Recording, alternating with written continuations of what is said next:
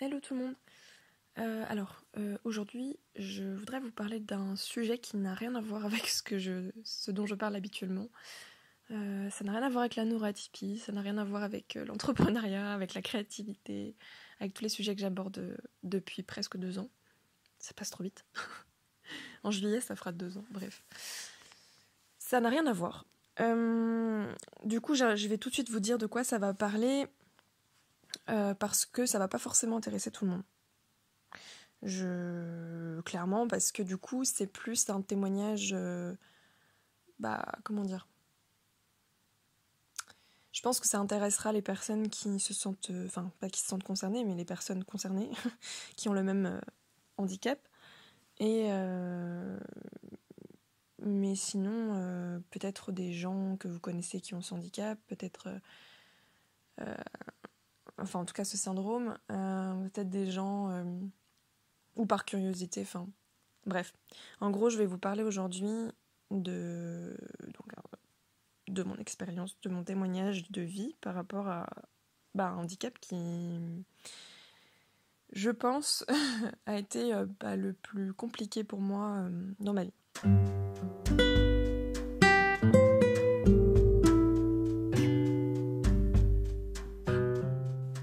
Bonjour, moi c'est Claire et je te souhaite la bienvenue sur mon podcast La vie en pause. Tu trouveras ici mes témoignages et mes réflexions sur des thématiques variées telles que l'hypersensibilité, l'entrepreneuriat, la neurodiversité, la douance, le syndrome d'Asperger, etc., le développement personnel, la créativité. Autant de sujets qui, moi, me passionnent et j'espère t'apportera des réponses à toutes ces milliards de questions que tu peux te poser. L'instant pour faire une pause et pourquoi pas voir la vie en rose. En gros, je vais vous parler aujourd'hui de mon expérience, de mon témoignage de vie par rapport à un handicap qui, je pense, a été le plus compliqué pour moi dans ma vie. Je vous ai aussi beaucoup parlé de dépression, beaucoup d'anxiété, beaucoup de troubles digestifs, troubles du sommeil, bref, voilà.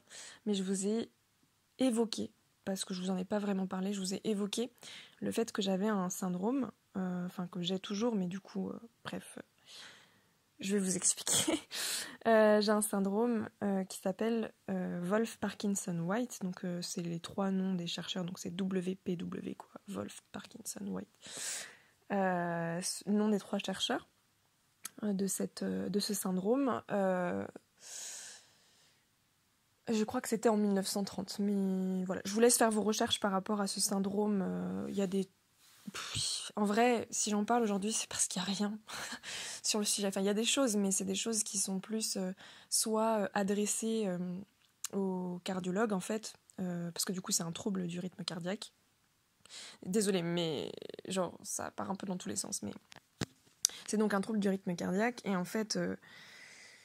Voilà, donc souvent ce qu'on trouve sur YouTube ou machin, c'est souvent adressé pour les spécialistes ou pour les cardiologues et tout ça. Ou alors il y a quand même, je vous mettrai en description une petite vidéo schématique d'un cardiologue, je pense, oui, c'est sûr, un spécialiste, un rythmologue même, je pense, qui a fait une petite vidéo sur ce syndrome, si jamais ça vous intéresse d'en savoir plus. Mais là, en fait, le but, surtout de ce podcast, pour moi, je vous avoue que c'est assez dur, en fait, de le faire.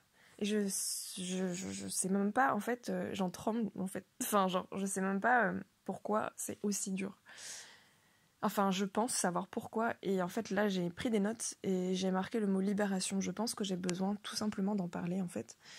De me libérer par rapport à ça, mais aussi d'en parler, de témoigner, parce que comme je vous ai dit, en fait, sur YouTube ou sur Internet, il y a des articles, etc.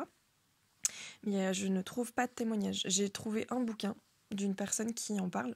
J'ai trouvé, et c'est d'ailleurs la même personne qui témoigne sur Internet. Sinon, il y a sûrement des choses en anglais, mais honnêtement, déjà j'en ai trouvé peu, mais en plus... je parle pas anglais, je comprends mal l'anglais, je suis un peu rigide par rapport à l'anglais, ce qui est assez problématique d'ailleurs. Mais j'essaye de m'améliorer par rapport à ça, mais c'est compliqué. bref, en tout cas en français, il n'y a rien. Mais je pense que ça s'explique déjà parce que... Enfin, ça c'est mes... Comment dire, c'est moi qui pense que ça s'explique de cette manière-là, c'est que c'est un trouble qui est rare. Genre, il y a 2 cas sur 1000 et je sais plus, je crois que c'est plus de la moitié qui sont asymptomatiques. Or, dans mon cas, ouais, j'avais tous les symptômes. Enfin, c'était hyper handicapant en fait, et au quotidien. Et du coup, je me suis fait opérer quand j'avais 19 ans, donc en 2010. Je crois que je me demande, je crois que c'était le 17 août 2010, pour vous dire à quel point. Genre, je sais que c'était en août 2010, mais je sais pas, je vois le nombre 17, genre, je pense que c'était à peu près à ce moment-là. Et j'habitais pas encore à Rennes à l'époque, je sortais tout juste de mes études. et, et du coup, moi, je viens du Mans, donc la ville du Mans. Alors, vous allez me voir pendant ce podcast, je pense que je vais être un peu stressée. Enfin, je sais pas si c'est du stress, en fait, mais je sens que je la vois qui tremble, donc je sais pas, peut-être émue. Enfin, bref, il y a un truc. Parce que c'est pas facile d'en parler, mais en même temps, voilà, si je le fais, c'est vraiment un besoin de me libérer, mais aussi de pouvoir témoigner, parce qu'il n'y a pas de témoignage. Et je me dis, mais moi à l'époque, j'aurais aimé que... En fait, c'est ça, je pense que j'aurais aimé que ne rencontrer ne serait-ce qu'une personne qui avait ce syndrome. Ça m'est arrivé une fois, mais cette personne avait aussi eu une opération de mémoire, mais à l'âge de 3 ans. Donc en fait, il s'en souvient pas, quoi. Donc il n'a pas vécu avec le handicap jusqu'à 19 ans. Mais pour le coup, moi, ça a été le cas. Mes premiers symptômes sont apparus à l'âge de 8 ans. Et du coup, donc en gros, j'ai vécu 11 ans avec des symptômes compliqués. Voilà. Et du coup, et je n'en ai parlé à personne qui vivait la même chose que moi, en fait. Et ça, c'est assez... je pense que je l'ai en travers de la gorge un peu. Je pense que ça se ressent. C'est pour ça que j'ai du mal à parler.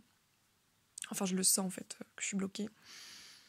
Parce que j'ai vécu avec ça sans que personne puisse vraiment comprendre ce que je pouvais ressentir. Parce que c'était physique, mais c'en est devenu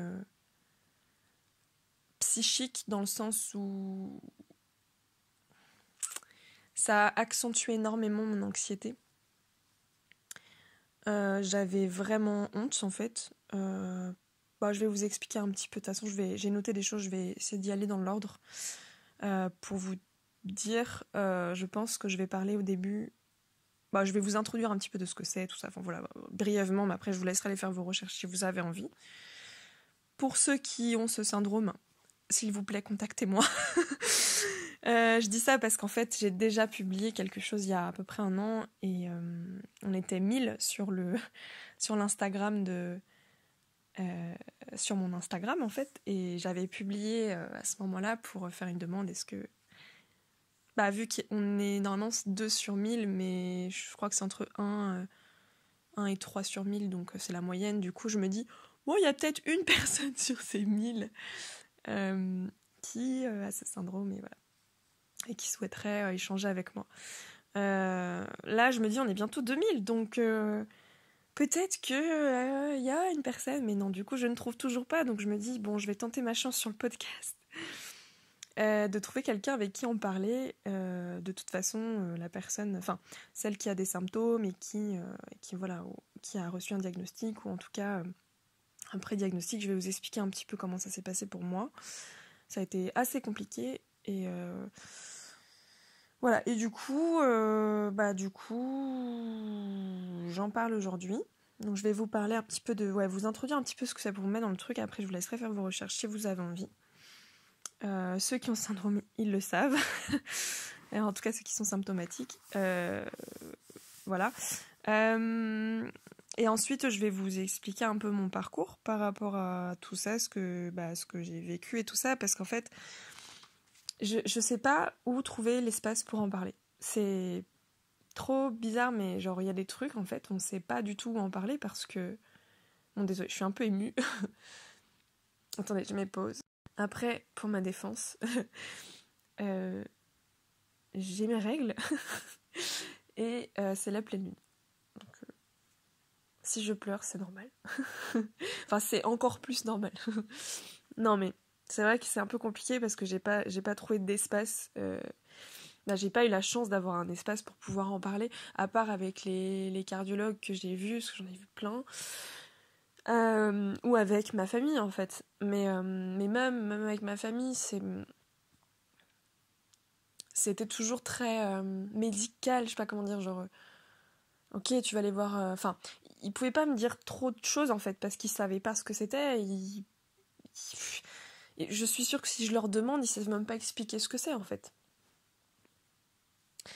Mais je leur en veux pas, enfin je veux dire, ils pouvaient pas faire grand chose de plus au final, sauf m'aider dans ma recherche médicale.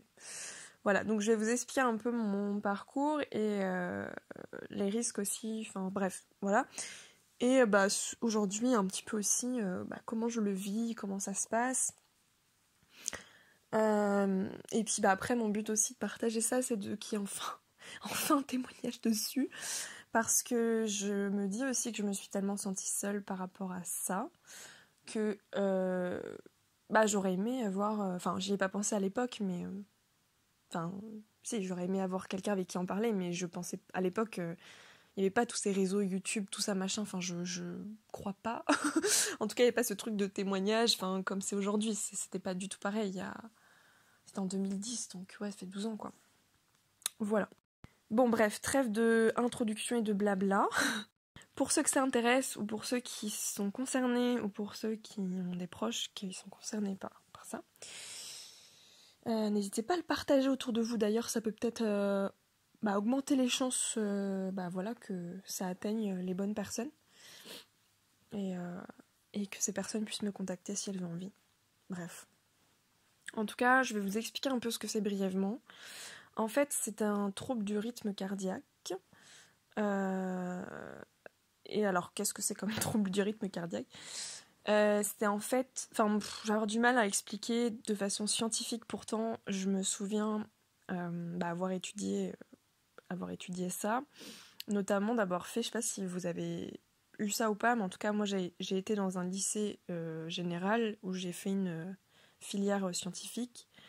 Et j'avais... je crois que c'était en première, je sais plus. Mais il y avait, en tout cas à l'époque, c'était comme ça. Il y avait on devait faire un TPE, je crois que c'était travaux... Je sais plus ce que c'était. Bon, TPE, voilà. Et en gros, c'était vraiment... On devait choisir 2 matières. Et moi, donc on était 3. D'ailleurs, les 2 personnes avec qui j'étais... Enfin bref, il y en avait une, elle avait 14 ans. Elle avait passé le bac à 14 ans, elle était dans ma classe. Genre surdouée de ouf. Au potentiel. Et l'autre... elle était très très très atypique. Je me demande si elle était pas autiste. Enfin bon, bref. Enfin, de toute façon, ça c'est encore un autre sujet parce que... Voilà, je vais pas partir là-dessus. On était toutes les 3 et en fait, on avait choisi comme matière la physique-chimie et je crois que c'était... Je sais plus si c'était les maths ou la SVT. Bon, sciences civiles de la Terre. Bref, et du coup, on a essayé de trouver une thématique qui pouvait relier ces deux trucs et en fait, on s'est dit, on va prendre mon cas. Je suis mon cas d'étude, mon cas d'étude, voilà. Et du coup de parler de mon syndrome. Et en fait je l'avais vachement étudié moi-même et ça m'avait fait du bien à cette époque parce que ça m'avait permis d'avoir un peu la maîtrise et le contrôle là-dessus, entre guillemets, de pouvoir après, du coup il y avait un exposé et tout, on devait présenter tout ça, mais... Et j'espère qu'un jour je retrouverai ce PDF, ce e-book qu'on a fait là-dessus. Parce que pour le coup, il y avait vraiment toutes les informations hyper vulgarisées, enfin vraiment... Bref. Je sais pas, je pars dans tous les sens, mais bon.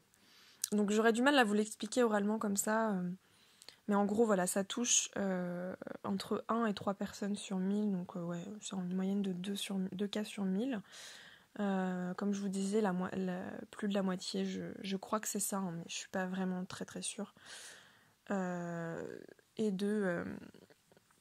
asymptomatique. En fait, c'est une anomalie, enfin une malformation cardiaque, donc on est avec cette malformation, mais on peut, voilà, comme je vous ai dit, développer des symptômes ou non. Moi, j'ai commencé à avoir mes premiers symptômes à 8 ans. En fait, ce qui se passe, cette malformation cardiaque, c'est quoi ? C'est une voie de conduction, ce qu'on appelle, et qui en fait se situe, je crois, entre une oreillette et un ventricule. Enfin, je ne resterai pas à vous expliquer genre sans dessin et tout, ce serait trop compliqué. Mais en gros, c'est un faisceau qui est pas censé être là, donc une voie de conduction qui est pas censée être là, ce qu'on appelle un faisceau accessoire, qui normalement, il y a un circuit électrique au niveau du cœur, ça passe par les oreillettes, les ventricules, etc. Bref, ça fait tout un chemin juste normal. Donc oreillette, ventricule, dans le cœur. Et du coup, là, en fait, ce faisceau, c'est comme une voie de conduction qui est annexe, qui n'est pas censée être là, qui est en plus, voilà, en gros. Et du coup, par moment, les conductions électriques passent par cette voie. Et ça provoque des crises de tachycardie, pour vous, enfin, à plus de 200 battements par minute, mais du coup, dans mon cas, je vais vous expliquer plutôt mon cas, parce que je connais que le mien. Donc je veux dire ce que moi j'ai eu. Après je sais qu'il y en a qui vont le vivre différemment et tout, mais en tout cas moi c'était du coup des crises de tachycardie, donc ce qu'on appelle aussi tachyarythmie, parce que c'est une arythmie au final, voilà, bref. Et après je vais sortir des mots scientifiques, je vais commencer à vous sortir des mots scientifiques, je pense, après vous allez me perdre là.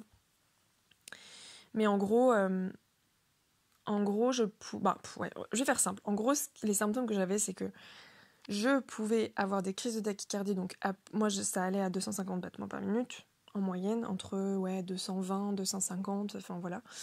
En fait, ça pouvait arriver à n'importe quel moment, n'importe où. Du coup, c'était imprévisible. Vous imaginez un peu le truc. C'était imprévisible. Et c'était... et comment dire...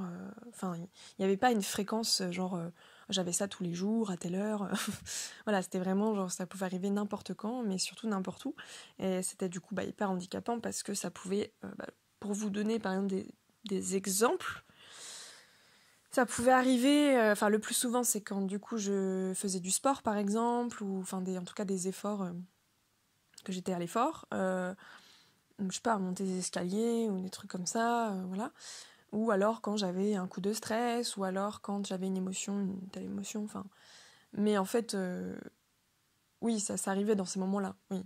Mais pas que, genre, vraiment pas du tout que ça. Dans mon cas, ça arrivait dans la nuit, par exemple. Genre, il suffisait que je bouge, en fait, parce que je le sentais, en fait. À un moment donné, je commençais à comprendre, enfin... Voilà, et je sentais que par moment, quand je me mettais dans une certaine position, ça devait toucher la voie accessoire. Enfin, je sais pas, il se passe un truc. Par moment, en fait, quand je respirais d'une certaine façon, mes poumons faisaient que ça gonflait. Et du coup, je sais pas, ça devait toucher un truc. Et du coup, ça crée la crise, quoi. Et en fait, ce qui se passait, c'est que la crise, elle arrive d'un coup, et elle repart d'un coup. Donc, en gros, faut imaginer... je suis tranquille en train de marcher dans la rue, enfin tranquille. Vous savez que j'adore marcher dans la rue, je suis toujours hyper sereine. Bon, voilà, je marche dans la rue, et admettons, je suis tranquille. Eh bien, j'avais du coup... je pouvais avoir une crise comme ça. Donc je passais de, je sais pas, 90 battements par minute, parce que de base, mon cœur bat vite au repos. Genre, j'ai pas un cœur qui bat à 60. J'ai jamais eu un cœur qui batte à 60. Donc mon cœur de base, c'est un cœur de vieux. Au repos, il bat à 90. J'ai une moyenne comme ça, entre 90 et 110 en fonction des périodes. Genre quand c'est l'été, il fait chaud, il bat un peu plus vite et tout. Mais bon, bref. Admettons, il passe de 90 à 250 d'un coup. Dans mon cas, c'était ça. Après, quand je dis 250, c'est les crises qui ont été enregistrées, mais ça se trouve, il y a déjà eu plus. Il y a eu moins certainement, mais il y a peut-être déjà eu plus, quoi. Et voilà. Et donc, donc voilà, et donc c'est arrivé d'un coup, ce qui fait que forcément, il faut imaginer que d'un coup, en fait, ça fait monter le sang à la tête direct. Et ah oui, c'est ça aussi, c'est que c'est un syndrome qui il n'y avait pas de traitement, enfin, les seuls traitements qui existaient, pharmaceutiques, c'était un traitement avec des bêta-bloquants, ce qu'on appelle des bêta-bloquants, donc des bloqueurs. Alors, je ne saurais plus trop expliquer, mais en gros, ce que ça faisait, c'était que ça allait ralentir le rythme cardiaque. Du coup, j'avais essayé ça quand j'étais, je sais plus quel âge j'avais, genre vers, j'étais au collège, quoi, je sais plus. J'avais testé ça. J'en avais pris pendant plusieurs mois. Ça n'avait absolument rien changé. Enfin, ça diminuait un peu, mais enfin, vous savez, passer de 250 à 220, enfin, en gros, c'était ça, genre, ça changeait rien, quoi, en soi. C'était hyper inconfortable. Et il y avait que ça qui existait. Il y avait absolument rien d'autre, sauf de se faire opérer. Sauf que du coup, moi, en plus, j'étais... Vraiment, j'ai toujours détesté les hôpitaux, les piqûres, les trucs, les machins et tout. Donc si je pouvais éviter au max l'opération, je me suis dit, je vais attendre, quoi. De toute façon, la décision me revenait, même si... mes parents m'ont jamais forcé ou quoi, mais à plusieurs reprises, surtout vers l'adolescence, où ils m'ont dit, non mais là, Claire, faut faire quelque chose, quoi. Enfin, tu vas pas rester comme ça et tout ça. Non, ça a craqué. Tu vas pas rester comme ça et tout. Bon, voilà.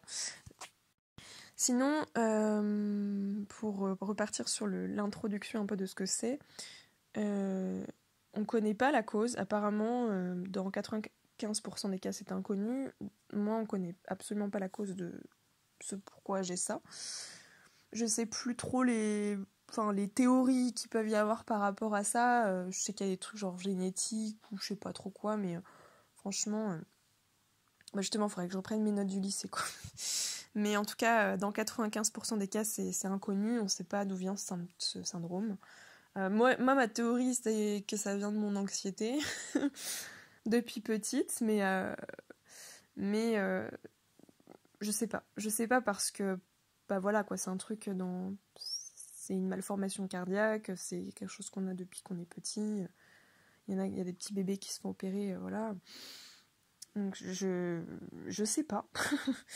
Mais bon. Ensuite, ah oui, du coup, le faisceau accessoire donc, qui est en trop dans le cœur, que du coup je n'ai plus puisqu'il a été... je me suis fait opérer, je vous expliquerai après. S'appelle le faisceau de Kent. Et en fait, je voulais faire une petite parenthèse là-dessus, c'est que quand j'avais entendu la première fois ce nom-là, donc c'est Kent comme Clark Kent, Superman. Voilà, en fait, je l'ai vu comme un... Enfin, je pense que ça m'a aidé, ce mot, en me disant...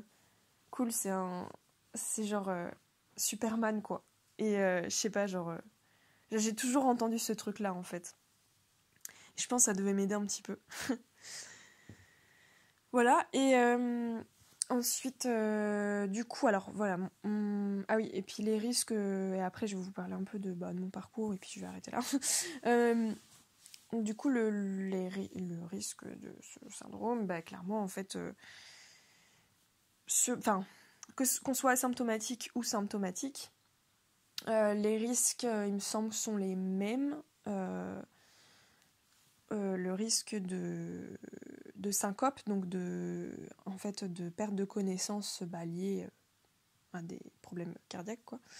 Donc voilà. Et je crois que c'est 1 cas pour 1000 aussi de risque de mort subite. Donc en fait, c'est assez rare qu'il y ait une mort subite dans un syndrome qui est déjà de base rare.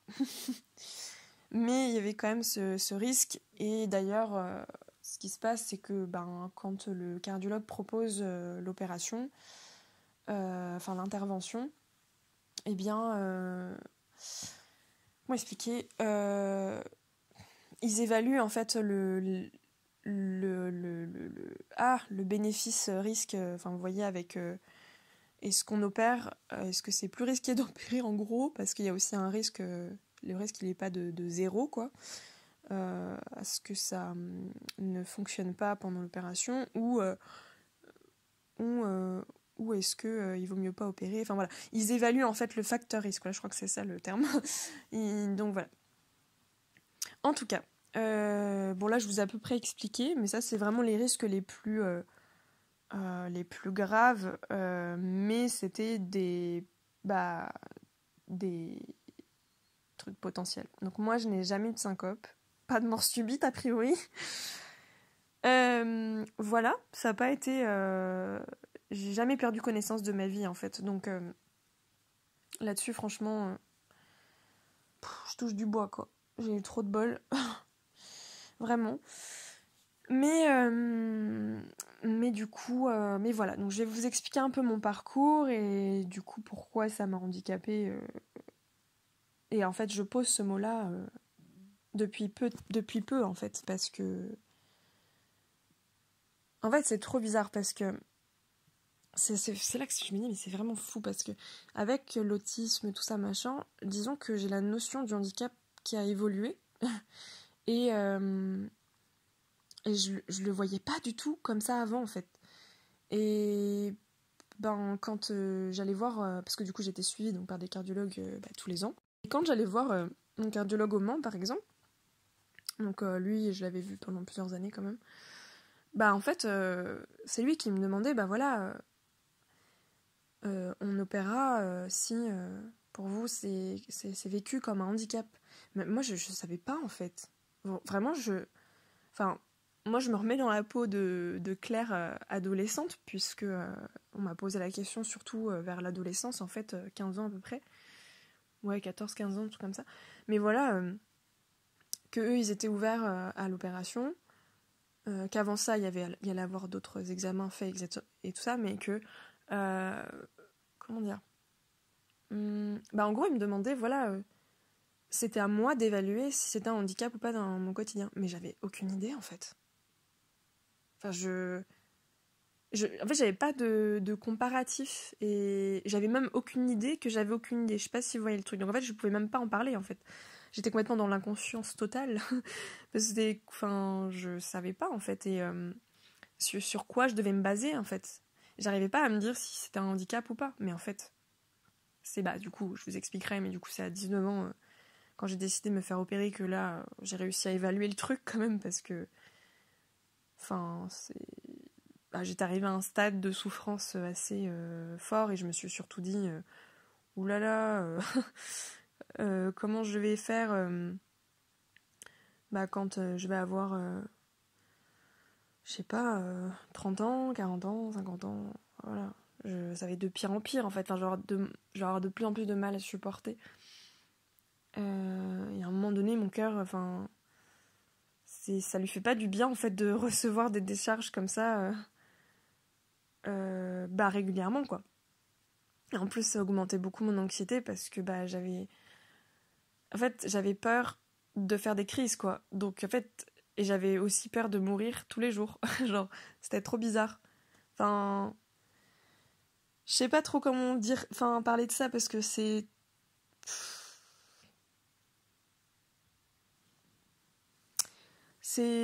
particulier quoi. Mais parce qu'aujourd'hui j'en parle du coup longtemps après. Enfin longtemps. Finalement ça m'a toujours suivi un peu, même post-opération, mais je sais pas comment dire. Ouais, j'étais dans un état d'esprit perpétuel de peur. Enfin, c'est de peur d'avoir une crise. Enfin, j'étais pas dans ma tête en train de me dire oh non là je vais faire une crise. Oh non là je vais faire... Non, c'était pas ça. Mais juste c'est une espèce de truc en fond qui c'est un handicap quoi. C'était tout le temps présent, et en fait ça qui était aussi compliqué, c'était que je pouvais pas contrôler en fait, et c'était très dur à vivre pour moi parce que en fait je sais pas comment expliquer, mais À des moments, ça arrivait tous les jours. Et à des moments, pendant 3 mois, j'avais rien. Ça, c'était bien. mais vous voyez à quel point, genre, c'était... Comment ça se fait? Genre, ben voilà, des périodes où c'était très fréquent. Donc, et il y a des périodes où vraiment, ouais, pendant... Bah, en général, c'était 2-3 mois, c'était... Ouais, ça arrivait rarement, mais ça pouvait arriver, quoi. Mais j'en avais... Enfin, sur une année, je sais pas si on devait faire une moyenne, parce que c'était tellement pas régulier, quoi. Enfin, et comme je vous ai dit, je pouvais avoir ça... je pouvais avoir des crises de tachycardie en dormant. Je me rappelle... Ah oui, oh là, je suis partie un peu dans tous les sens, mais en fait, ce qui se passe, c'est que... Donc, si toi, tu as ce syndrome et que tu m'écoutes, je sais pas si t'as eu ça aussi, mais en gros, bah, à des moments, donc... Enfin, vu qu'il n'y avait pas de traitement, et que la seule option possible pour moi, enfin, vu que les bêta-bloquants ne fonctionnaient pas, que ça va rien, et qu'il n'y avait rien d'autre, bah, la seule option après qui s'offrait à moi, c'était l'intervention. Et donc l'intervention, j'expliquerai, je détaillerai après, sans trop rentrer dans les détails, parce que j'ai pas envie de trop de... en mode trigger warning, quoi. Mais comment dire? Mais du coup, bah, moi, les seuls trucs que j'ai trouvé à faire, c'était de m'allonger, en fait. Je n'ai trouvé que ça. Enfin, j'ai trouvé que ça. C'est-à-dire que les cardiologues m'ont conseillé quand même des trucs. Donc il y avait plusieurs choses. Il y avait de masser mes yeux. Alors je sais plus pourquoi, de comment, il faudrait que je refasse des recherches, je sais même plus. En tout cas, je devais masser... Enfin, du coup, je fermais les yeux et je massais mes paupières, en fait, mes 2 yeux. Ça n'a jamais marché. Chez moi, ça n'a vraiment jamais marché. Il y avait aussi de masser au niveau des ganglions de la gorge, là. Ça n'a jamais marché. J'avais testé quoi aussi? Bah, c'est tout. Après, sinon, je m'allongeais. De toute façon, je m'allongeais automatiquement. Pour calmer la crise, sauf que, bah, faut imaginer que, bah, quand ça m'arrivait, quand je dormais, j'étais déjà allongée. Donc j'avais comme plus d'options en fait pour arrêter la crise. Parce que la crise pouvait donc, elle arrivait d'un coup, elle pouvait repartir d'un coup. Enfin, elle repartait d'un coup. Mais, comment dire? C'est une histoire de position et de... Bah, faut essayer que le... Ah, c'est trop dur à expliquer. En fait, j'ai l'impression que ce podcast genre part trop dans tous les sens. Je suis vraiment désolée, genre... Je pense qu'il va même pas être écouté ou écoutable. Je sais même pas si je vais le publier. Bref, c'est pas grave. Je risque pas grand chose de le publier et de vous perdre. Bref. Du coup, voilà. Donc, je dormais et bah forcément que ça me réveillait. Hein. Quand la crise arrive, même endormi, même profondément, tu te réveilles. Hein. Donc voilà, et du coup bah j'essayais de trouver des postures et du coup en pleine nuit j'étais en mode je me mettais accroupie, je faisais des trucs dans ma chambre, j'essayais des choses pour pouvoir arrêter. Et en fait le truc c'est que bah à la fois les crises pouvaient arriver donc n'importe quand, n'importe où, mais aussi elles avaient une durée pareil, pas du tout régulière, genre des fois, genre il y a des crises qui ont duré 30 secondes, une minute, donc hyper rapide quoi, et où là ça pompe d'un coup à 225, en plus c'est hyper... Il y a une arythmie, donc c'est le truc de freestyle total. Et après ça s'arrête d'un coup. Et quand ça s'arrête d'un coup, oh là là, je me rappellerai toujours de ces sensations-là, parce que je l'ai vécu je sais pas combien de milliers de fois. Où du coup, tout retombe d'un coup et je suis en mode, oh j'ai l'impression de revivre, et j'ai l'impression de plus du tout sentir mon cœur. Quoi. Je ne le sens plus. Et du coup, voilà, ça pouvait durer entre 30 secondes et 1 minute. Comme ça pouvait durer... Alors, ma plus grosse crise a duré plus d'1 heure et demie. Et là, j'avais été aux urgences parce que bah, j'arrivais pas à l'arrêter. J'ai cru que j'allais rester bloquée. Là, pour le coup, j'étais vraiment... Là, je crois que c'était la fin. Genre, vraiment. Mais voilà. Mais du coup, mais en moyenne, c'était ouais, 1/2 heure, 3/4 d'heure. Quoi. Et c'est très, très long. Très long. À ce rythme-là, c'est... Bah, ça... Enfin, c'est comme si vous étiez en train de faire une course de ouf. Je sais même pas si, même si vous faites une course, je suis même pas sûre que vous arrivez à 250, mais genre, c'est comme si vous êtes en train de faire un marathon, enfin en train de courir de ouf, de ouf, de ouf, de ouf, alors qu'en plus votre corps il bouge pas. Donc ça pompe en fait, ça pompe de fou, et du coup, bah en plus, bah, beaucoup de mal à respirer, forcément, la tête, bah, moi j'avais toujours la tête qui tournait, j'étais rouge, euh, des sueurs et tout, et en fait quand bah, comment dire, euh, non, du coup je sais pas, je me suis coupée, et puis je suis partie dans mes pensées, j'étais en train de me dire pourquoi je fais ce podcast, genre ça sert à rien et tout, qui est-ce que ça va intéresser, bref, et en plus, en fait, je pense que je vais refaire un petit audio pour remettre en introduction. Mais en fait, je vous explique, c'est que pourquoi j'ai tant de mal aussi à faire à parler de ça, au-delà du fait que bah forcément, c'était vécu bah, comme quelque chose de vraiment difficile. J'aime pas en fait parler de, enfin je sais pas, j'ai une certaine pudeur, je pense aussi, mais j'ai pas envie de passer pour une victime. Je sais pas comment dire. Genre j'ai pas et ça, c'est chiant en fait. Ce côté-là chez moi, il m'énerve des fois parce que. Enfin là, en plus, c'est même pas question d'être victime ou quoi, mais. Mais juste. Enfin, je sais pas, j'ai l'impression que j'ai pas envie de me plaindre en fait. Et enfin, j'ai pas forcément envie de recevoir derrière des messages. Oh ma pauvre et tout. Enfin voilà, genre. C'est pas le but de ce truc en fait. C'est plus. Dans le fait de pouvoir me libérer déjà d'en parler en fait tout simplement et et de bah et de potentiellement aider d'autres personnes. Ouais, je sais pas même pas si je vais publier ce truc, bref.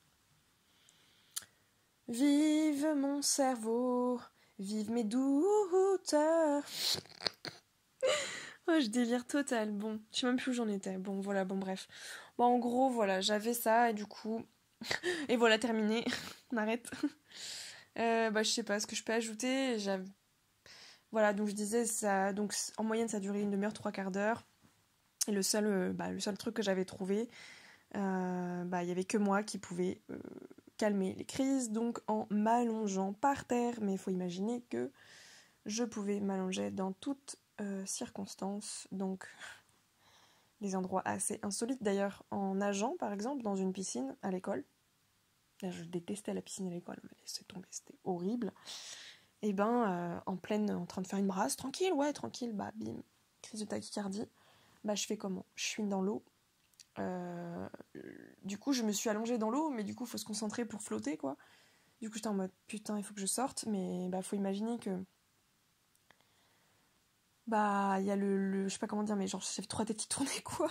Donc fallait que je sorte de l'eau, mais donc j'avais, enfin le corps, c'est trop bizarre, quoi, en fait, que je sais pas, la sensation de vous décrire, ça fait, ouais, c'est comme un vertige, quoi. Voilà, quoi. Du coup, bah, j'allais m'allonger direct sur un petit banc à la piscine, quoi. Ça m'arrivait, donc, ouais, quand je dormais, je vous ai expliqué. Ça m'arrivait dans un bus, plusieurs fois. Donc, dégueulasse, imaginez, vous êtes là, assis sur une place de bus. Et là, d'un coup, crise de tachycardie. Et là, vous faites, oh non, putain. Et là, ça vous monte tout de suite à la gueule.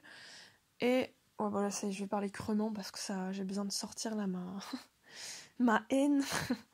Et là, il y a plein de monde dans le bus, déjà. Le trauma. Mais du coup, bah, il n'y a pas le choix que de s'allonger. C'est soit vous arrêtez au prochain arrêt, mais du coup, bah, faut pouvoir se lever, attendre que le bus s'arrête, sortir de. Enfin, bref. Soit, du coup, bah, je m'allongeais dans le bus. Donc, je me retrouvais allongée, là où tout le monde met leurs pieds. Une fois, ça m'est arrivé en plus qu'un bus était mouillé. Vous savez, genre, il a plu dehors, tous les gens, ils marchaient avec leurs chaussures crades. Et moi, je m'allongeais dans le bus.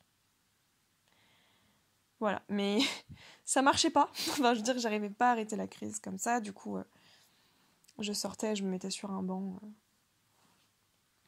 Bref, ça m'est arrivé en classe, en plein cours. où du coup j'ai même pas, en plus faut imaginer que moi j'étais très très anxieuse socialement, tout machin, phobie sociale et tout, phobie scolaire surtout. Et je me souviens par exemple, une anecdote, j'étais en seconde, donc ma deuxième seconde parce que j'ai redoublé. Et puis j'étais assise à côté d'une amie, d'une collègue quoi, une amie, je sais pas comment, voilà, une camarade de classe. Et en fait voilà, une crise de tachycardie, et là du coup je deviens rouge. Et je me sens, du coup, je suis pas bien. Je regarde la fille et tout. Je lui dis, j'ai une crise de tachycardie. Elle le savait, elle connaissait. Du coup, c'est elle qui a levé la main. Enfin, moi, je suis sortie, en fait. Enfin, moi, je cherche pas à comprendre. Je sors du cours. Je vais m'allonger. Alors, soit je m'allonge dans la classe, mais en général, je sortais, en fait. Je me levais d'un coup et je sortais. Je mettais dans le couloir. Sauf que là, il n'y avait pas de couloir. En fait, c'était une salle de classe qui donnait directement sur l'extérieur. Donc, en fait, j'ai souvenir de moi qui sort d'un coup. J'entends ma pote derrière lever la main, dire Monsieur a fait une crise de tachycardie, elle sort et tout. Du coup, il lui a dit qu'elle pouvait m'accompagner. Donc, je me suis mise sur un banc dehors, sauf que c'était en plein hiver. J'avais pas eu le temps de prendre mon manteau ou quoi, donc j'avais trop froid. Et j'arrivais pas du tout à arrêter la crise. Voilà, et qu'est-ce qu'il y avait aussi voilà, c'est... Du coup, après, on a été à l'infirmerie, ils m'ont aidé à marcher, gna et tout. J'ai l'impression de vous raconter tous les détails, mais je sais même pas si c'est intéressant. Bon, bref. Donc, je m'allonge et tout, et voilà, après la crise, fait que la crise s'arrête, mais celle-là, elle avait duré assez longtemps. Et après, je rentre chez moi, hein. Ah oui, oui, du coup aussi. C'est que j'ai été dispensée de beaucoup de sport, forcément, au collège et au lycée. Donc, notamment, alors c'était jamais toujours pareil en fonction des médecins que j'avais. Enfin, c'était n'importe quoi, en vrai, ça.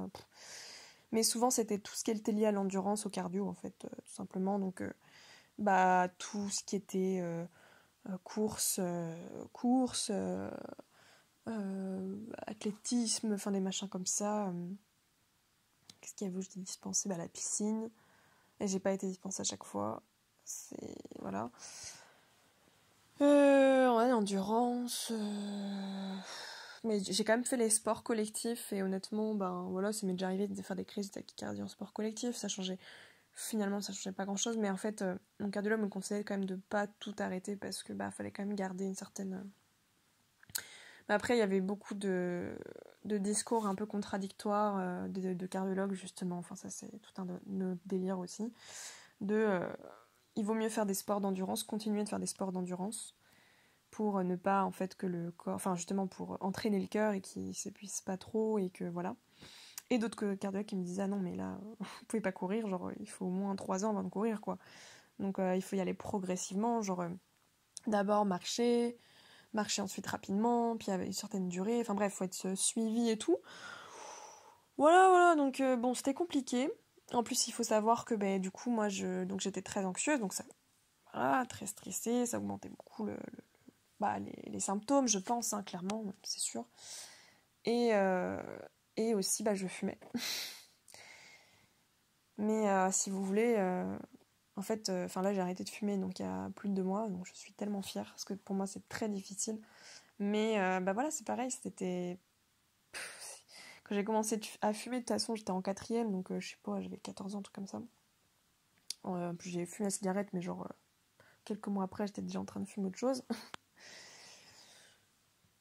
Disons que ça aidait pas. Ça augmentait évidemment les risques.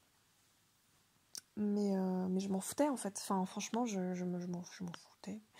Parce qu'au niveau mental, ça allait pas du tout. Donc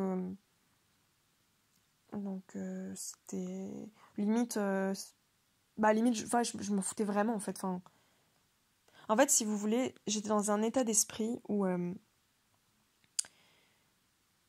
du coup il y avait toujours ce risque de syncope, de mort subite, tout le truc là, même c'était rare, j'avais toujours ce risque là qui était présent, mais surtout que je le sentais, j'avais tellement de symptômes et à chaque fois j'avais tellement l'impression que j'allais mourir en fait, je dis pas que je vivais en mode toujours peur de la mort, parce que c'était une peur qui était là, évidemment, mais en fait, on a tous cette peur-là au fond. Mais c'était plus... je me suis préparée à ça, en fait. Que ce soit par rapport à ce handicap, ou que ce soit par rapport à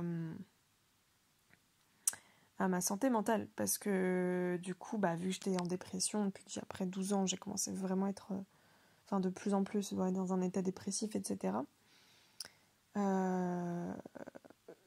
Et du coup, voilà, j'ai eu tellement d'envie de mort déjà de base. Donc en fait,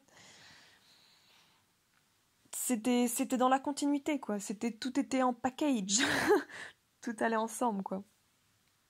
Voilà. Et ouais, du coup, sinon, il y avait quoi d'autre après comme anecdote du coup, oui, en fait, ouais, je vais terminer là-dessus. En fait, c'est que ce qui m'a fait me décider de me faire opérer, c'est qu'en fait, ça arrivait de plus en plus, déjà. Et c'était surtout de plus en plus gênant.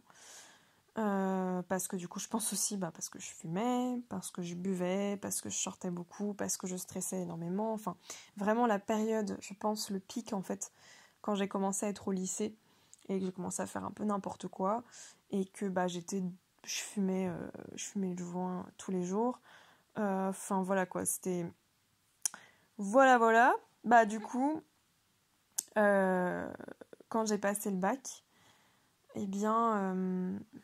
Non, c'était avant le bac. Alors, je vous expliquerai le bac après. C'est la finalité. Mais avant ça, je sais plus quel âge j'avais, mais je crois que j'avais genre 17 ans. Je sais plus trop, en fait. Mais en tout cas, je sortais et en fait, arrivé, il y a eu une soirée. C'était dans un bar de nuit. On allait tous les week-ends avec des potes. Et j'ai fait une crise d'achycardie dans ce bar, complètement sous alcool, quoi, complètement alcoolisé, quoi. Et du coup, pour moi, en fait, après, il faut partir du principe où moi, les crises de tachycardie, c'était une habitude, en fait. C'était... Genre, j'avais ça depuis 8 ans, donc j'ai eu le temps de m'habituer. Genre, ça faisait partie de moi, on va dire. Donc, en fait, quand j'ai eu une crise de tachycardie, à la fin, j'avais plus vraiment... Je me disais juste, oh non, putain, merde et tout. Mais j'avais plus peur parce que je savais que j'arrivais à gérer toute seule, entre guillemets. Je savais que de toute façon, ça allait arriver, ça repartait et ça faisait partie de moi, en fait. Du coup, j'ai eu cette crise cardiaque complètement alcoolisée. Là, j'ai fait, oh merde. Du coup, je me suis allongée. Premier réflexe. Sauf que j'allais aux toilettes, en fait. Et du coup, je me suis allongée dans le hall des toilettes. Donc là où il y avait plein de passages. Là où il faut imaginer le sol dans quel état il était. C'était horrible. Ah non, mais l'enfer. Et en fait, j'ai pas trop eu le temps de m'allonger trop longtemps parce que quelqu'un a dû dire, je sais pas, la fille elle a allongé, quoi. Ça devait paraître super chelou, en fait. Et du coup, il y a un videur qui est venu, non pas pour me dire de dégager, hein, mais pour me dire est-ce que vous allez bien. Du coup, il m'a porté avec une autre personne. J'avoue que je ne sais même plus qui c'était, mais je sais qu'il y avait 2 personnes qui m'ont porté et qui m'ont amené dehors pour que je respire. Et après, voilà. Et après, mes potes sont venus et puis du coup, ils m'ont aidé. Enfin, ils m'ont aidé. Ouais, ils m'ont aidé. Et du coup, je me suis mise dehors, mais il faisait très froid. Donc en fait, j'ai fait des sortes de convulsions. Vraiment, j'arrivais pas du tout à arrêter la crise parce qu'en fait, ça demandait énormément de concentration. Oui, c'est ça, c'est que pendant une crise, ça demandait beaucoup de concentration. Donc en fait, comment expliquer ? Déjà, il fallait du calme, mais surtout personne autour. Enfin, voilà, dans des situations comme dans la classe, dans des endroits, dans le bus, même ça m'arrivait, je sais pas, en attendant mon tramway, bref, dans les endroits où il y avait du monde, c'était super compliqué d'arrêter la crise. Il fallait à chaque fois que je m'isole et que je trouve des endroits au calme, en fait. Voilà. Et que je puisse m'allonger tranquille et surtout que personne se mette autour parce qu'en fait, ça m'étouffait. Encore plus, quoi, ça m'oppressait. Et puis surtout que les gens, je comprends, hein, ils étaient là en mode qu'est-ce qu'on peut faire, machin et tout. Moi, je leur disais, genre, cassez-vous. Laissez-moi tranquille, en fait. Là, j'ai juste besoin de me concentrer. Donc, en fait, j'ai travaillé beaucoup. En fait, pour m'en sortir toute seule. Donc, de me concentrer et tout ça pour arrêter la crise, quoi. donc de bien respirer, voilà quoi. Bref, et du coup cette fois-là j'arrivais pas, parce qu'il y avait trop de bruit, parce que j'étais trop alcoolisée, parce que, tout en fait. Donc en fait, un de mes potes, et j'ai vraiment beaucoup de chance à ce moment-là, connaissait quelqu'un dans le bar, qui travaillait, qui habitait juste à côté, genre, je sais pas, on a fait 100 mètres quoi. Et ce gars donc nous a accueillis chez lui. Donc il y avait, ce gars donc m'a allongé sur son canapé, il m'a offert une tisane, je me souviens, ou un thé, enfin je sais plus, genre, que je n'ai pas bu parce que ça allait empirer le truc, mais je ne lui ai pas dit, quoi, genre je pense que c'était bienveillant. Et en fait, je rigolais. Et je me rappelle que j'étais en train de rigoler, quoi. Et je devais être alcoolisée, quoi. Et en fait, tout le monde s'inquiétait. Et moi, j'étais en mode, mais non, c'est bon, je gère, tout va bien. Tout se passe bien et tout. Je parle, du coup, ça faisait déjà un petit moment que la crise, elle était là, quoi. Et il n'y a rien qui faisait. Je pensais vraiment qu'arriver au chaud, au calme, parce qu'ils s'étaient tous mis dehors, sauf une personne qui venait à chaque fois me voir pour voir si tout allait bien.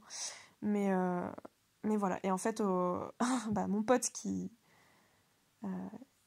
un de mes potes, du coup, c'est vraiment lui qui a pris la main d'ailleurs sur ce truc-là. Et il a dit, non mais Claire, là, je vais appeler les urgences, en fait, parce qu'on n'arrive pas à gérer ce truc-là. On n'est pas médecin et tout, machin. J'étais en mode, mais non, et tout. Et je voulais vraiment pas, j'insistais. Mais au bout d'un moment, ils les ont appelés quand même. Et du coup, j'étais en mode, non, et tout. Mais en fait, ça m'a fait rire parce que quand ils sont arrivés, au bout d'un moment, j'ai cédé parce que je me suis dit juste, ouais, bon, là, Claire, t'y arrives plus, en fait, et faut que tu te fasses aider, quoi. Et du coup, ils sont arrivés, donc il y a eu 2 brancardiers qui sont arrivés, et en fait, j'ai commencé à rigoler.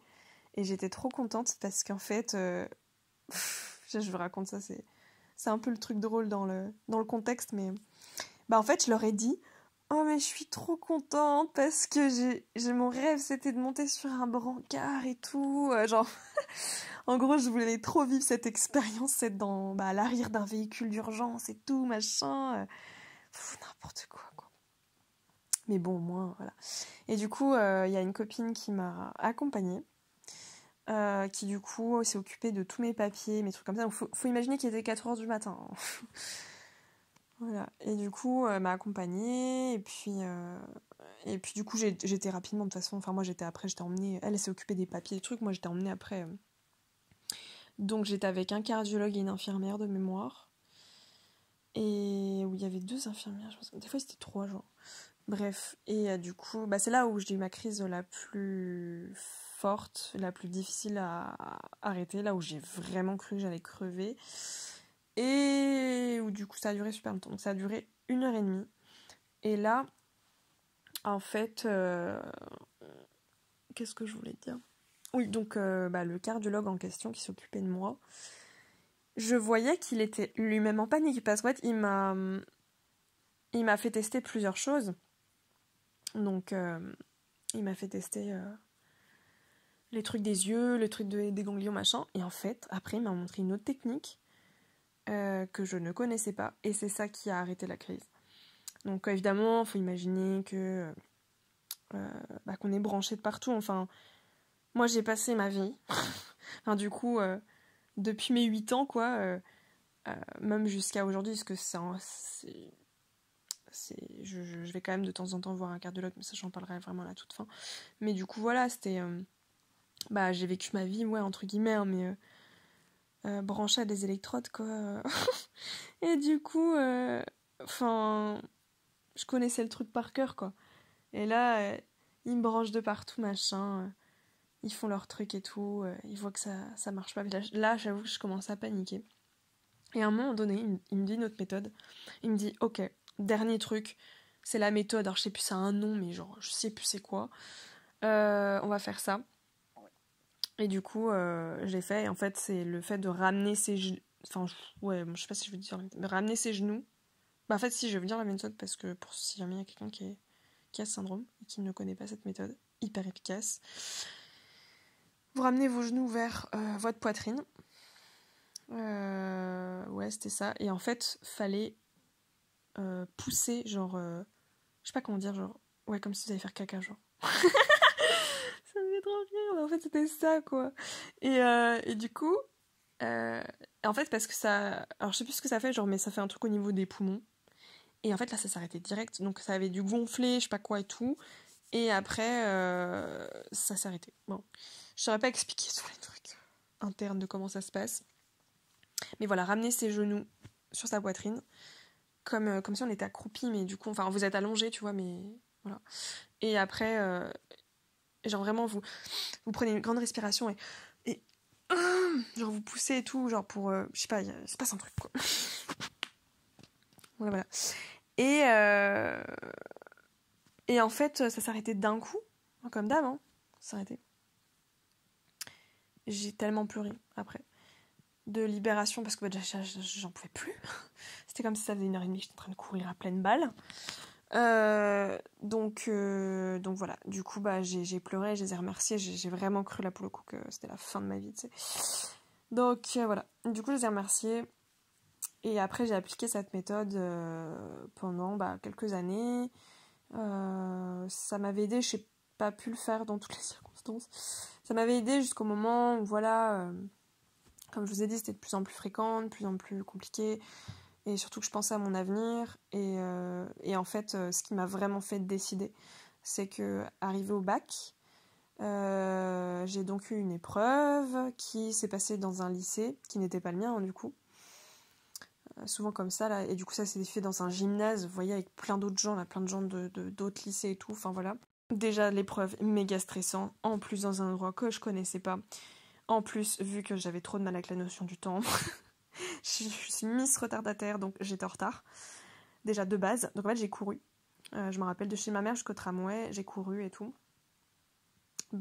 Stress plus course. Crise de tachycardie. Du coup, j'ai dû m'allonger sur le banc du tramway. J'ai même pas pu choper le tramway. De toute façon, c'était mort. Je pouvais pas. À un moment donné, il fallait choisir, quoi. Donc je me suis allongée. Je sais plus combien a duré la crise, mais je crois 20 minutes, un truc comme ça. J'ai essayé de me calmer, j'ai fini par prendre le tramway, j'étais méga en retard, vraiment. Et du coup, faut imaginer, je suis arrivée dans un gymnase blindé de monde, tous assis en silence. Je sais pas, je pense qu'il y avait, je dirais pas 1000 personnes, mais genre, non, peut-être pas 1000 personnes. Il y avait beaucoup de monde, quoi. Des centaines de personnes. Et je suis arrivée, et puis il y avait une espèce de grand bureau avec 3 personnes, genre le jury ou je sais pas quoi, là, les profs, là. Je suis allée les voir direct.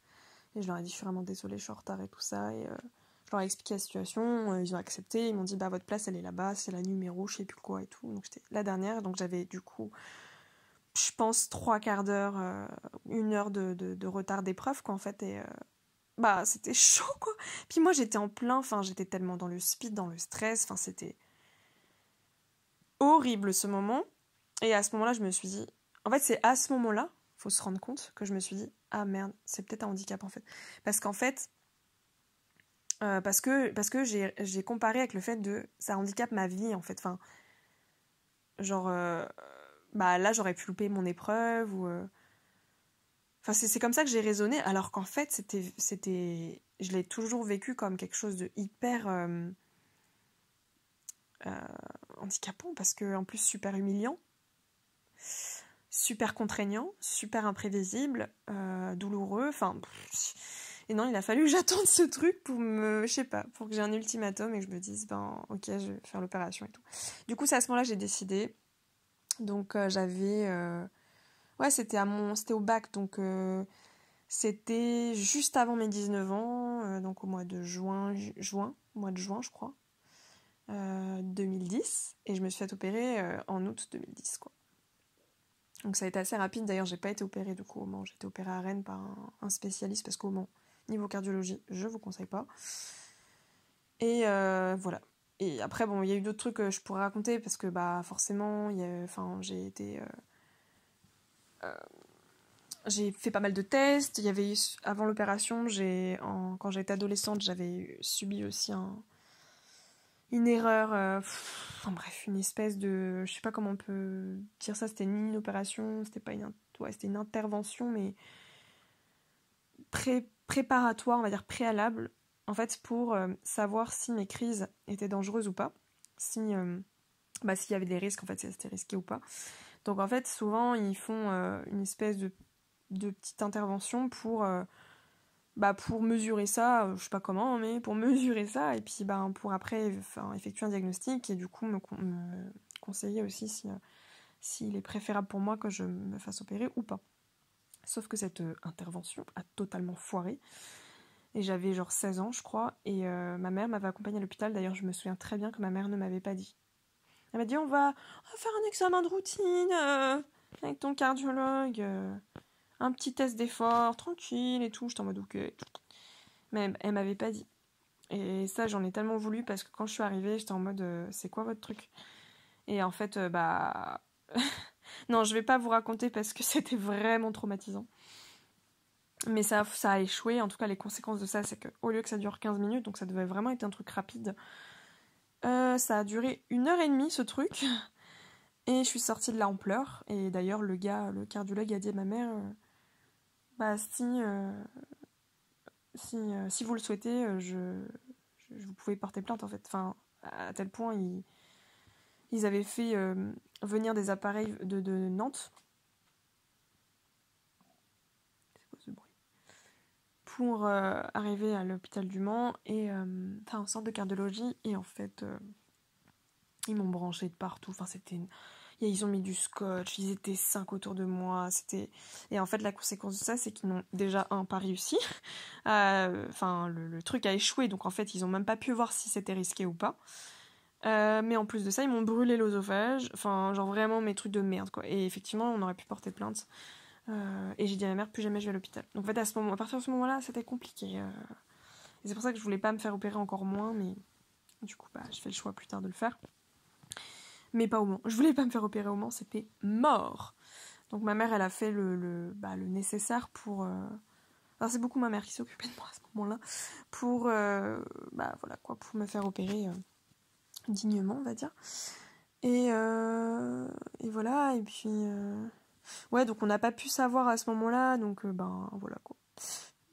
Et après, donc je me suis fait opérer à Rennes. L'opération, donc c'était sur anesthésie locale et pas générale, parce que c'était en fait, il y a certaines opérations qui, sous anesthésie générale, peuvent être beaucoup plus risquées, en fait, au final.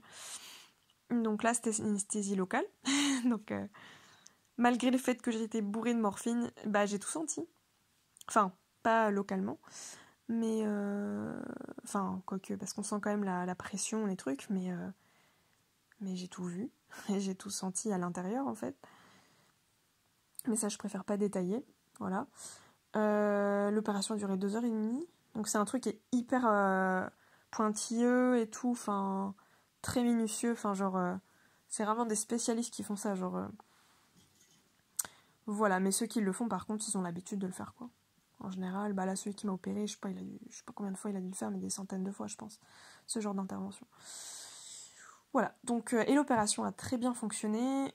C'est juste que du coup, arrivé donc à 19 ans, 3 mois plus tard, il m'a dit vous revenez me voir 3 mois plus tard pour savoir si y a eu il reste des petites parce qu'il peut rester des petits fragments, enfin c'est une ablation, donc c'est en fait il te brûle, c'est une ablation par radiofréquence, ça s'appelle, donc il te brûle le faisceau qui est en trop, le faisceau accessoire, donc voilà. Et c'est possible que parfois c'est tellement en fait je pense minutieux que parfois il peut rester des petits fragments, et que du coup il y a encore des petits trucs, quoi.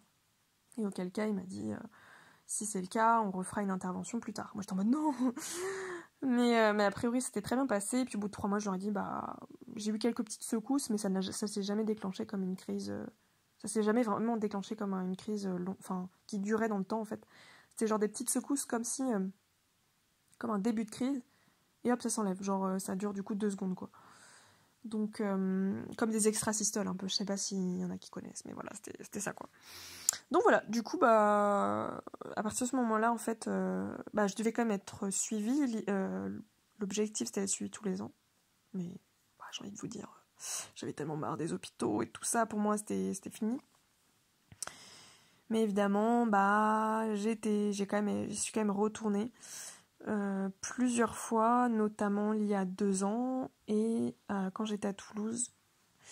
par 2 cardiologues en 2017 parce que j'avais à nouveau des symptômes. Alors j'ai jamais eu de crise comme avant, c'est-à-dire qui dure plus de quelques secondes. Mais de la gêne et surtout une impossibilité à courir en fait tout simplement, enfin à faire même parfois des efforts. L'été pour moi c'est de plus en plus compliqué parce que avec la chaleur en fait à Toulouse justement notamment c'était très compliqué en plus quand ça m'arrivait. J'étais dans une période de gros stress. J'étais dans une relation toxique. Ça je suis même pas sûre de vous en parler parce que voilà. Et du coup, c'est à ce moment-là j'étais à l'hôpital parce que déjà j'avais perdu 7 kilos en 6 mois. J'ai relu les trucs, mais c'est donc 7 kilos en 6 mois. Et j'étais très très faible. J'ai une vidéo de moi en plus, je me rappelle, à ce moment-là, j'étais vraiment très très maigre. Et très faible, très basse tension. Et du coup, le cœur au repos battait à 160, quoi. Donc j'étais dans une tachycardie non plus jonctionnelle, comme quand j'avais ce syndrome, mais une petite tachycardie qu'on appelle sinusale, et à 160 au repos, donc forcément dès que je faisais un peu d'effort, c'est bon, on était parti à plus de 200. Donc c'était progressif, c'était pas comme avant, genre d'un coup, et c'était pas sur le même axe, mais c'était chiant quand même, et surtout très contraignant, parce que, et en fait je comprenais pas ce qui m'arrivait. J'ai carrément vu 2 cardiologues parce qu'ils étaient incapables de m'expliquer en fait ce qui se passait. Du coup j'ai eu un Holter, donc c'est un truc qu'on porte pendant 24 heures qui enregistre on a quelques électrodes branchées avec un espèce de un boîtier, un truc qui enregistre quoi. Pendant 24 heures notre rythme cardiaque. On doit noter un peu toutes les heures, qu'est-ce qu'on fait dans la journée, tout ça. Et ouais, là, c'était abusé. Et en fait, ils n'arrivaient pas à trouver. On a fait des tests d'effort, donc avec un elliptique, un vélo et tout ça. D'autres examens, des échographies, des bidules, des trucs. Que dalle et tout. Impossible de savoir ce que fait. Ils m'ont remis des bêta-bloquants, qui du coup, non, je l'ai pas du tout toléré parce que ça a fait encore plus baisser ma tension. Enfin, c'était horrible. Aucun médicament, aucun truc n'ont marché, encore une fois. Pourtant, j'ai retesté, mais non. C'était encore pire, ça a empiré le truc. Voilà, donc du coup, j'ai eu... donc en fait, après, ils ont conclu que... que du coup, il fallait plus que je marche tranquillement, puis après... au niveau sportif et tout. Puis après, puis après, marcher un peu plus longtemps, puis finir par courir. Et qu'ils estimaient que d'ici 2-3 ans, je pouvais courir à nouveau, etc. Mais que par rapport à ma gêne du quotidien, qu'il y avait peut-être des éléments de stress. Et en fait, je n'avais pas du tout identifié. Mais en fait, ma perte de poids, tous mes symptômes physiques étaient liés à un stress énorme, profond, certainement, un truc que je ne sentais pas, parce que je ne sens pas le stress. Et du coup, voilà. Donc, parce que j'étais donc dans cette relation toxique. Et dès que j'ai arrêté d'être dans cette relation toxique, j'ai été beaucoup mieux. Voilà. Donc, en fait, ça va mieux depuis... ça va mieux. Oui, ça va mieux depuis l'opération, ça c'est certain, mais ça va quand même mieux depuis que j'ai aménagé ma vie, tout ça, machin et tout. Mais quand même, chaque année, je me fais un peu des frayeurs parce que quand je vis des grosses périodes de stress et donc je me rends pas compte, et c'est pour ça que je fais super gaffe maintenant à ma vie, mon environnement et tout, et du coup, j'ai à nouveau des symptômes, des tachycardies, bref. Et forcément, en plus, ça envoie des signaux à mon corps en mode je suis stressée, je suis anxieuse, quoi. Donc, ça me fait tout un tas de symptômes, donc des vertiges, des fourmillements, des trucs pas très très confortables, quoi. Et j'ai l'impression d'être une mamie, en fait. Parce que, quand je marche, quand je monte des escaliers, je suis essoufflée de ouf, et en fait, moi, ça me fait surtout plus peur par rapport à l'avenir. Mais voilà, donc moi, je vais quand même continuer d'être suivie. Et surtout reprendre le sport. J'en fais un peu, mais voilà, pas de ouf. Reprendre le sport, trouver un truc qui me plaît bien. Là, j'ai arrêté de fumer, donc c'est juste parfait. Et j'espère retrouver un peu d'endurance, retrouver un truc... Je pense pas que je serai comme tout le monde après, mais genre un truc après normal, quoi. Voilà. Donc ça finit bien, et c'est cool. Et voilà. Mais juste, voilà, je termine là-dessus, ça fait déjà plus d'1 heure. J'en peux plus en plus là, je me sens fatiguée. Mais en tout cas, sacrée expérience et voilà, si quelqu'un a ce syndrome ou si vous connaissez quelqu'un qui l'a ou n'hésitez pas à partager parce que ouais, ça peut peut-être intéresser parce que vraiment il n'y a aucun témoignage. Je n'ai trouvé aucun témoignage sur la toile. Et ou alors je ne l'ai pas vu. Là, alors si une fois dans une vidéo, mais genre je suis tombée dessus mais genre par hasard, je sais pas si vous connaissez le journal d'Olympe. Qui parle du trouble dissociatif d'identité. Et ben en fait, elle a eu ce syndrome. En plus, elle est du Mans, trop drôle quoi. Mais elle s'est fait opérer au Mans, je crois. Et elle en parle vraiment brièvement dans une de ses vidéos. Mais c'est tout. Donc, et en fait, j'ai hésité à aller lui en parler, mais enfin, je sais plus combien elle a de milliers d'abonnés. Et je me suis dit, en vrai, je pourrais tenter quoi. Je pourrais tenter, mais je sais pas si elle a forcément envie d'en parler. Ouais, je pourrais tenter. C'est parce que là, quand j'ai su ça, l'année dernière, je vous avoue que déjà, ça m'a fait tellement de bien. Là, enfin, pas de me dire, oh, elle a eu ça aussi, c'est trop bien. Non, c'est la pauvre, mais en mode, yes. Mais en vrai, ça se trouve, ça lui ferait du bien aussi. C'est genre, peut-être qu'elle connaît personne qui a ça. Bref, donc, et puis si vous connaissez quelqu'un ou quoi, bah vous me dites. Voilà. Donc, en tout cas, je sais pas, si ça vous intéressait, j'aurais peut-être 3 écoutes sur ce truc. C'est pas grave, c'est une petite capsule. Ça m'a fait du bien d'en parler.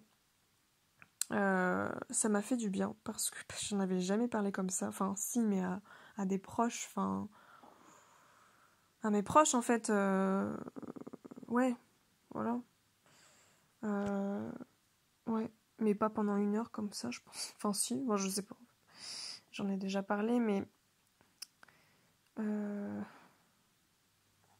Mais de toute façon, c'est sûr que ce sera jamais pareil que d'en parler vraiment à quelqu'un qui le vit aussi parce que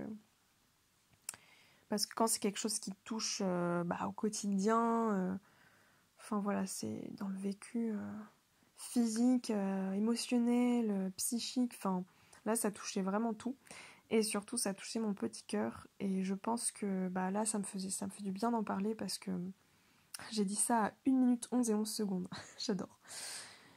Ouais, parce qu'en fait, j'ai l'impression qu'il y a beaucoup de choses aussi qui sont reliées au cœur, à mes difficultés par rapport à ça, en fait, de m'ouvrir.